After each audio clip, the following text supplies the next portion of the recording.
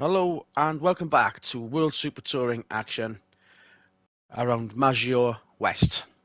The waterfall will be present for this version of events. And only a week ago, the third round of the European Super Touring Championship did take place, and a lot of the fans have come back. There's been a special offer in play for them, and also with me, as per usual, but he was actually being very busy as the team owner of Mazda in their European adventure.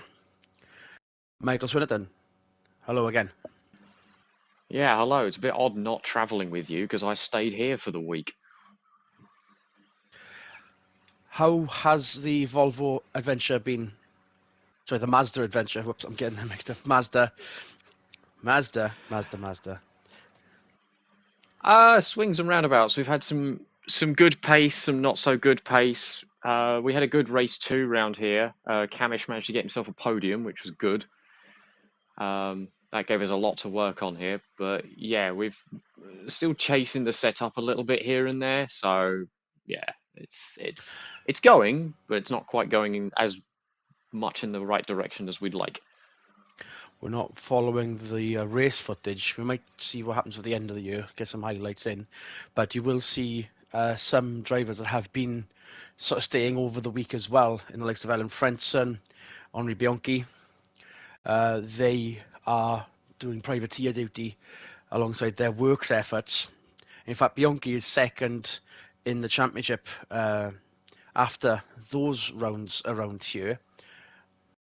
Stefan Nilsson leads that by 2 points, but obviously we need to focus on the Worlds. And as you can see, home advantage very much in evidence for Alfa Romeo.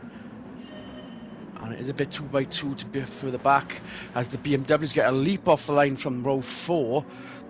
Volvo qualifying very well. Volkswagen not so much, and we're going to see Renault further back. They were on row 8, but row 7 or row 8. You can see them in the mid-pack already. We're expecting the burn from the stern from them.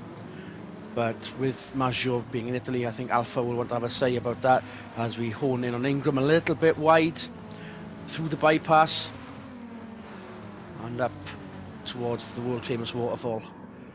Fastest part of the track, braking area into a very beautifully cambered hairpin turn. I expect a lot of action with the high-speed traffic jam approaching it right now. Sophia Schneider. Yeah, it was interesting to see that the Volvos there both got themselves completely mugged by the BMWs. Webber managed to make his way all the way up to third from about 6th on the grid. So he got a stellar start chasing the two Alphas that are just formation flying at the front there, line stern. Meanwhile, you've got this squabble over 5th place going on. One Beamer, one Volvo, one Honda. The Fords with a slight, very minor improvement compared to the BMWs. Salo up to 9th. I thought I saw them line astern, but there's Ayalo ahead of Palou back down to 12th. Felix Rydell did sandwich the Fords, but not the best of starts for them either. Final turn, side-by-side battles again. Interesting lines, we've seen them before. And the Renaults already finding advantages the French cars can't reach. Yeah, Aiello just hung it wide around the outside of the corner there, allowed him to get a lot more speed and a lot more momentum, and just blasted past Suarez and the Volkswagen there. Through into turn 1. I think he managed to get ahead of Palou from the outside of the final bend as Gasho tries to do the same thing to Palou. Kubica 14th. The Europeans did the East variant, which completely cut out the waterfall in the final section, but did use the boot on the full layout. We're missing that this time by, I think. Ayala down the inside of Salo. Waterfall once more. Wittmann and Fisichella flying away, but Webber might have his own personal opinion about that because he's very close too. Yeah, he's just within striking distance. He's not quite close enough to go making any dive bombs or lunges or try to upset Fisichella in any way, but he's definitely there within the rearview mirrors, so he's within the stake range, as I call it. despite the hindrance of the start, Ingram still in 5th place. Bogged down at the start, ahead of Sophia Schneider, who may have got the upper hand at the start. Yeah, just falling back a little bit now. Ooh. And We've Ingram seen just one of got the better around moves. Thompson there, just out of shot. Ingram up to 4th. So he's now Still managed to improved his catch that, qualifying though. position by 1. If anyone sees the YouTube footage later, should be able to sort of rewind that a fraction or two and see that move pay off spectacularly, as Schneider tries to get the best of Thompson as well. Go around the outside, but it looks like she's going to have the momentum to do it. Depends on if she doesn't. She does It's not done. rallycross herself there at turn 3, which is a very easily mistake to make. Which might mean that Thompson is going to hit another branch on the way down as a yellow makes their charge on board. There we go. Ekstrom in the other Volvo behind Nicky Lammers, the other Honda. Still a good day for Volvo in their debut year. Wide on Waterfall, also wide when Schneider. So that's all that effort gone to naught. Back down to 6th for Schneider. Here we have Ekstrom defending on Gasho. So Ekstrom has 9th place and Gasho wants it. Quick glimpse of Kobayashi running wide at the exit of the Waterfall as well in the backpack. Not necessarily back markers, and hopefully not yet either. Another 80% of the race to go.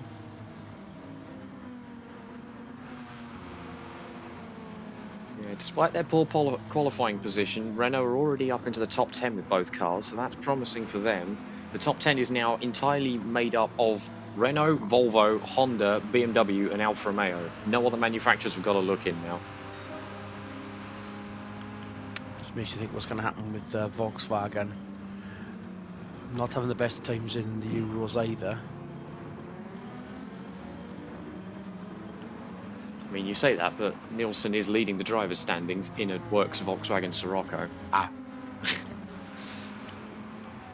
Weak notes. Wobble on from sneaked Schneider. in front of Thompson there, but we're now at the straight before the waterfall. This is where the BMW is possibly at its weakest. Thompson already looks down the inside. Aiello is within striking distance. Do they dare go 3 wide into the waterfall? No. 2 wide, yes.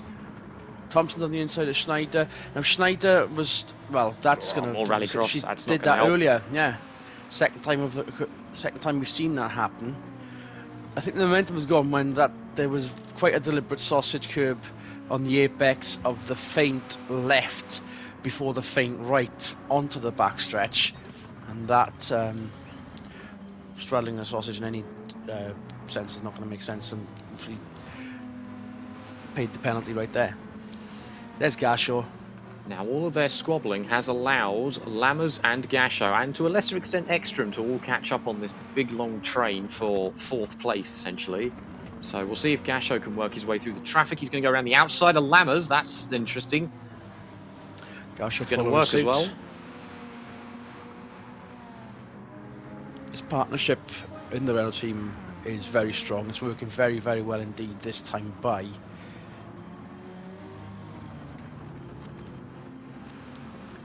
We're expecting the drama to occur, but the drivers themselves have said, nope, best mates, we're not going to do anything stupid, even though you might see it on the odd occasion, especially at Bathurst, but not between each other. Yeah, I mean, they say that, but they are racing drivers at the end of the day, and who knows what you end up doing in the car in the heat of the moment. Meanwhile, Aiello going to try go around the outside of Schneider at the waterfall. Not quite. Schneider takes the place back, gets the crossover move. A for effort.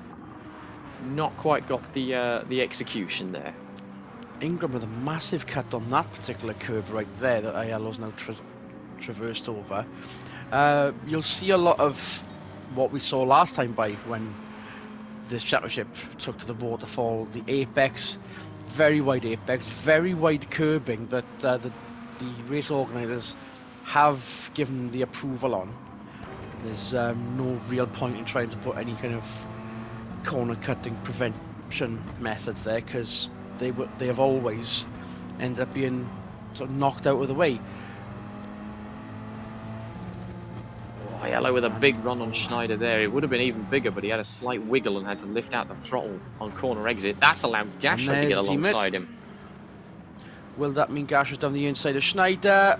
Not quite, and they're still too wide. They haven't worked it out yet. Prepare for drama. Not right there, though. Good team play. Although they need to be careful squabbling with each other because it's going to hinder their progress in moving forwards on the other teams here. Because look, there's already a gap between Aiello and Schneider now that doesn't necessarily need to be there. Considering the gargantuan gap in the Constructors' Championship that these two have earned for the team. Side by side, Schneider and Thompson. Schneider's got it that time. Thompson just dipped a wheel on the gravel, although Thompson's still there on the inside. He's Honda not has got grunt. easy. And whilst that's happened, there goes Gasho. Oh, snuck his way through. That was very opportunistic. Now, Wittmann has gone ahead of Fisichella whilst all that's happening. So obviously this has been more entertaining. We have missed a change for the lead, but still early days yet. Webber and Ingram are getting closer together. Yeah, Webber has definitely fallen off the back of the Alphas and now definitely has a Volvo alongside him. Very good season. Ingram actually outbrakes a BMW. That's very surprising given what we saw of the Volvo's lack of braking power at Brazil and how we know that the BMW is very good on its brakes. That was a very good move by Anthony there. Anthony must have told you about some of the improvements since the first race then. Oh yeah, the car is a lot more stable, he said. With what magic the engineers have managed to produce. So will it be able to manage the waterfall with the BMW right behind it? Hold a bit of a gap, mind, so it's definitely on. Yeah, nice clean line, good exit. Using all the track and nothing more. Gasho, as we saw, up to 5th. Already pulling away from Schneider, so he probably is going to be on the back of Webber before too long. Thompson down to 8th as a yellow now ahead of him. Yeah, everyone has just sort of spread out a little bit now, just taking a breather before the next round of battles, as it were. I might have said this like in a couple of races before. Did we expect Honda to be making a bigger step, a larger step towards the front of the field, and are we actually not really seeing it, and it's just an echo of the previous 2 seasons? I think they have made a step forward. It's just not been quite as big of a step as Renault, for example. And obviously with Volvo turning up, that's been a bit of an unknown factor. So, and there goes Aiello on Schneider.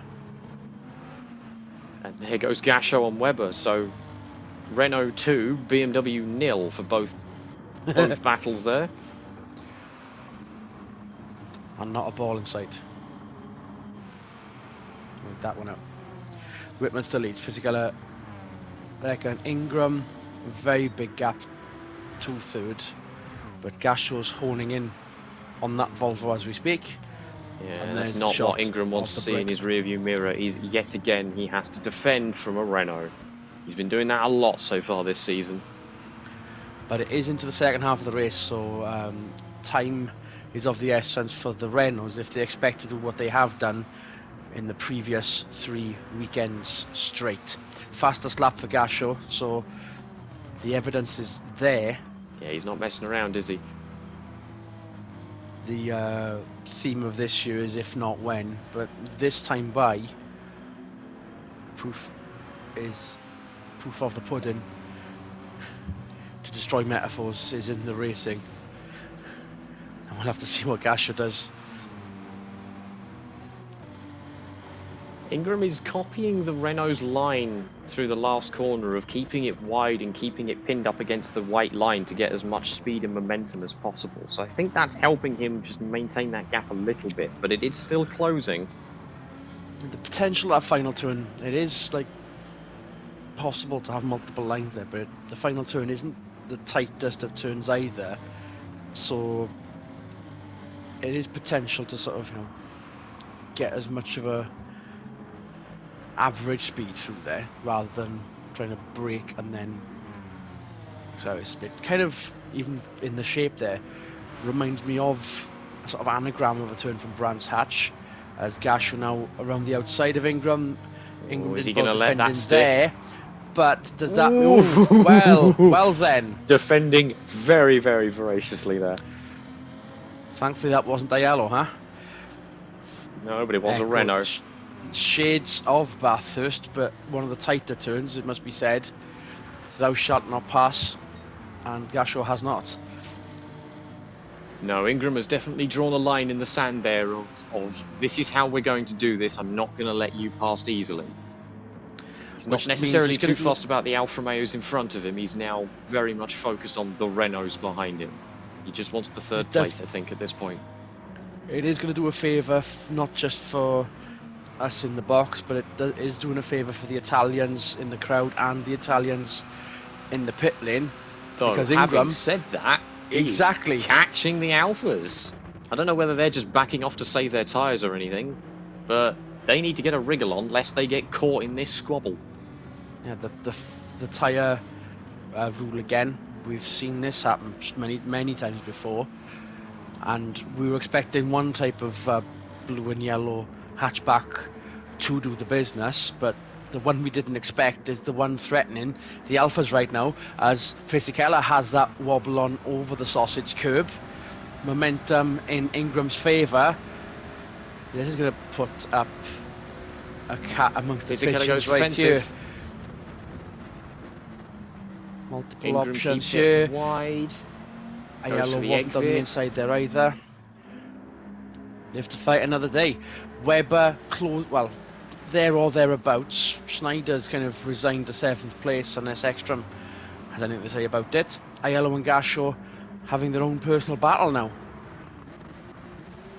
Ingram now all over the back of Fisichella again, although he loses ground to the Alfa Romeo there through that corner. Fisichella now gains on Whitman.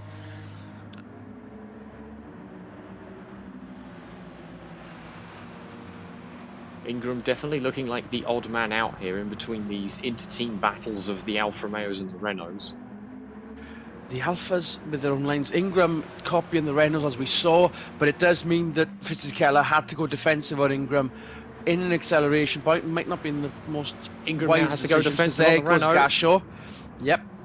Ooh. And there's the battle again. That might be even more words with the stewards. Gasho with a bit of a nudge on Fisichella. Why don't you? Doesn't quite get the move stuck, but now there is a Renault in third. And Ingram that's a rallycross line from Anthony. That's not going to help you. Saw that on lap one from Ingram. Sausage curb again from Fisichella. Momentum about to be lost once more at the other end of this. Apparently going through the grass does give you momentum, because look at that, he's straight back past the Renault again.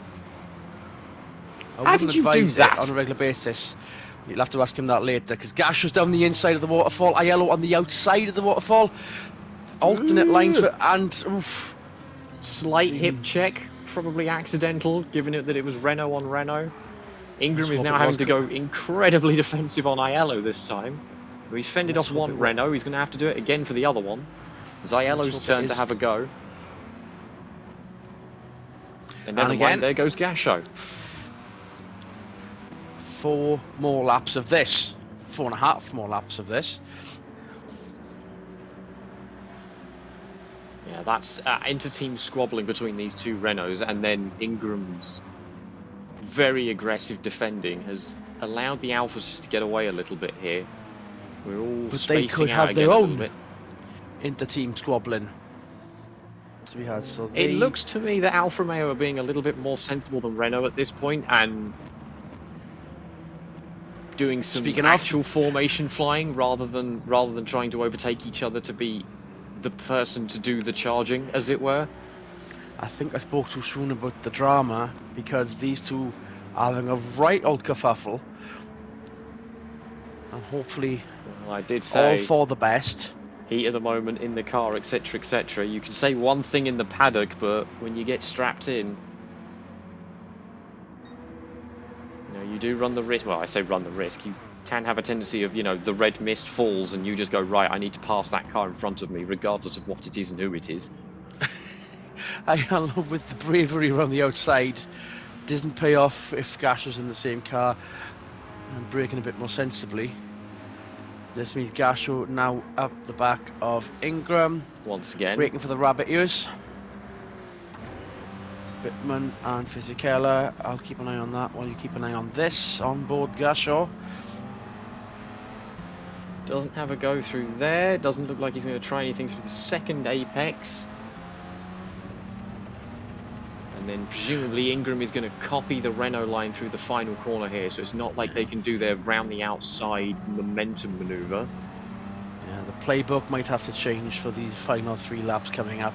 Yes, very well defended from Ingram there. And Aiello also mimicking, Ingram following goes defensive suit. again. Gasho down the outside. We've seen this before.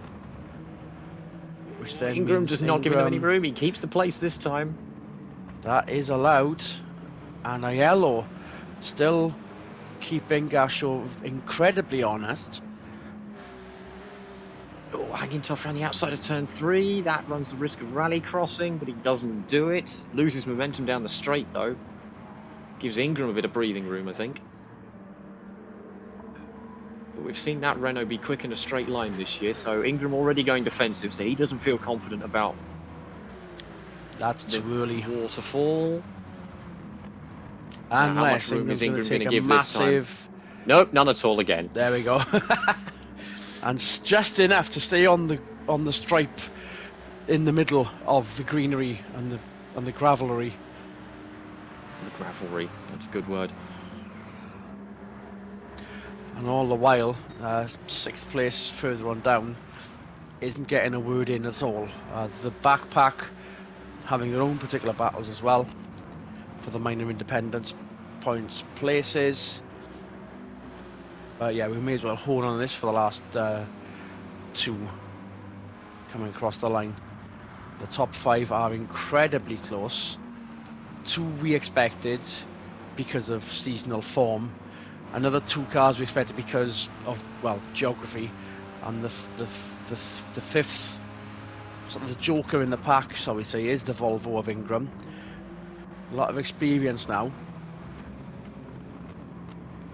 And knowing that he was still far enough ahead of these 2 fighting Renaults who aren't getting things their own way this weekend by, because if this was another venue, I think they would have been 10 seconds ahead of the pack by now.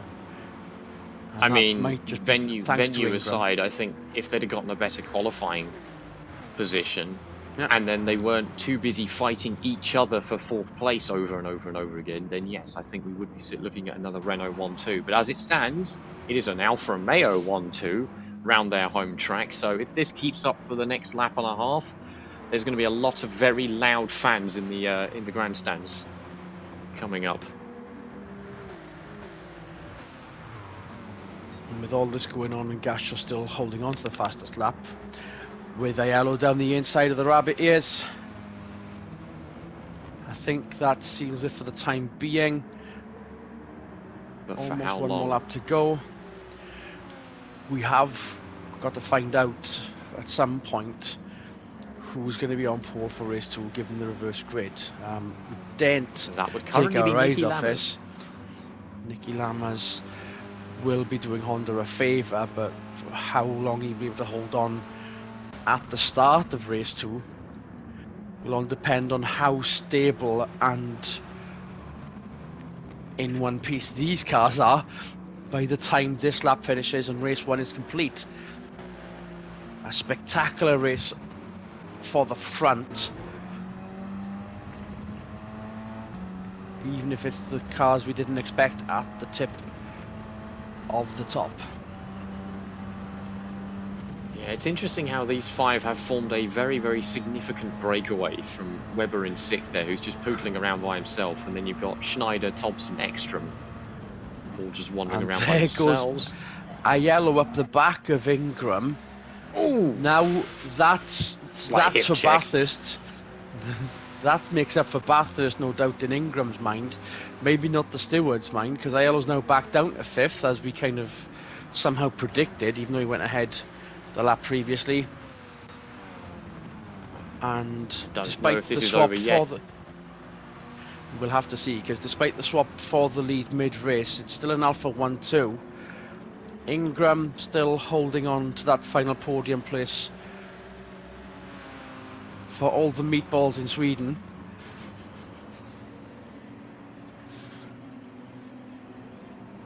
However, Fisichella a bit weak on the exit of the final turn. Does that mean Ingram's going to be up to second? It's going to be close across the line.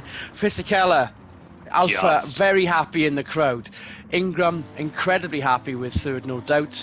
And Renault was either going to be scratching their heads or having some words. Who will that be aimed at? Stewards, Ingram will remain to be seen when we get to the next race. And here comes a very dormant remainder of the top 10 and the points win positions. Nicky Lammers managing to hold off for 10th, even though the footage cut there, will be on pole and a Volvo on the front row. We're expecting Renault then to do the business for race 2 if they didn't quite get it done around here. And that, yeah, one of the more interesting race 1s. Yeah, for sure. I mean, we always know that Maggiore is a good track that provides good entertainment, especially with the waterfall turn. And once again, it delivered. It certainly delivered. And with the news that they will be continuing on for another good couple of seasons, long may it stay here. And we'll be seeing more of that action with the reverse grid for race 2 in about an hour and a half's time. So, on behalf of Michael Swinnerton, who's going to be having a word with his one of his proteges, he manages Ingram, of course. This is Adrian Michael Reese, and we'll give you the news about the outcome of those incidents for race 2 and the action that will follow. Good racing, everyone. See you soon.